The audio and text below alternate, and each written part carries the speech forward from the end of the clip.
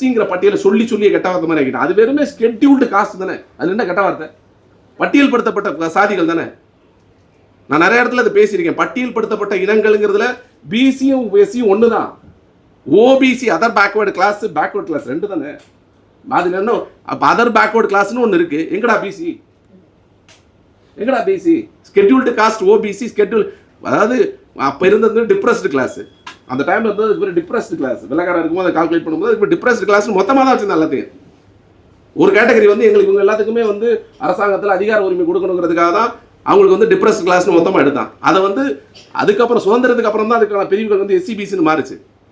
அட்டவணைப்படுத்தப்பட்டவங்க அவங்க அப்போ என்ன அட்டவணைப்படுத்தப்பட்ட பிற்படுத்தப்பட்ட சாதிகள் தான் அது. இன்னொருத்த வந்து நானும் தான் அடிமைப்பட்டிருக்கேன் எனக்கும் கொடுன்னு கேட்டான். அவனுக்கு அதனால இன்னொரு லிஸ்ட் எடுத்தானா. அவனால தான் other OBC other backward class.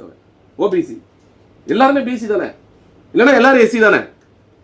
இதுவே உளவியல். உளவியலா இவங்க ரெண்டு பேரும் பிரிச்சு வைக்கிறதுக்கான வழி. நம்ம என்னன்னா நம்ம ரெண்டு பேருக்குள்ள சண்டை போறதுக்கான என்னென்ன தேவை இருக்கோ எல்லாத்தையும் தேடிட்டோம்.